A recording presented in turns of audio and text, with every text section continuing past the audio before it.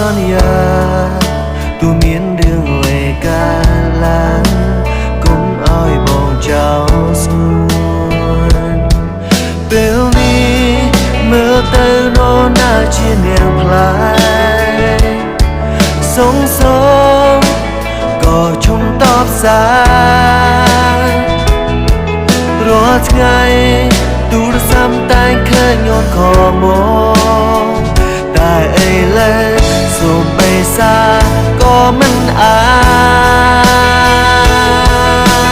ច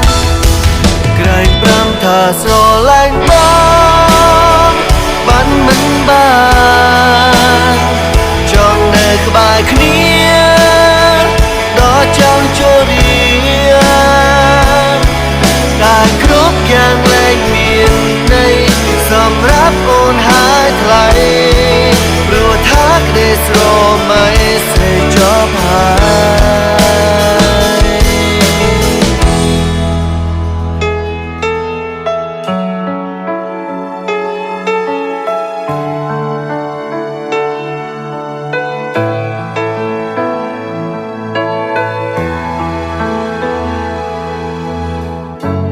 ពីដំបូងអ្វីក៏ល្អខំប្រឹងថែទួនរាំងសា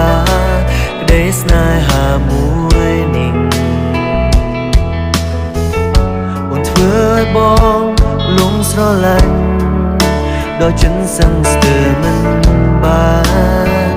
លងស្នេហ៍ស្រីពេលនេះមើលទៅនរណាជានាងផ្លែសងសង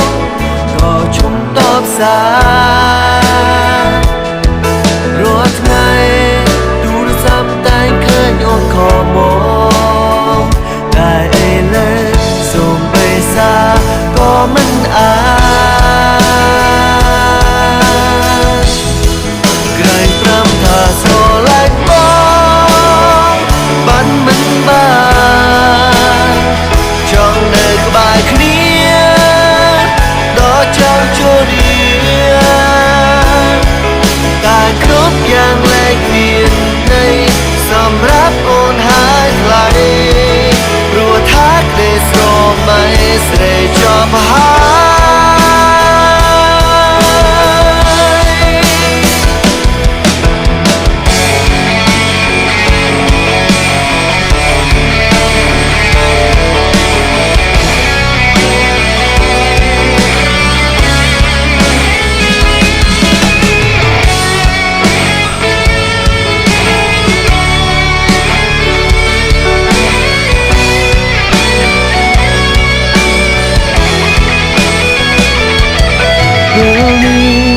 មើលទៅនរណាជានាងផ្លែ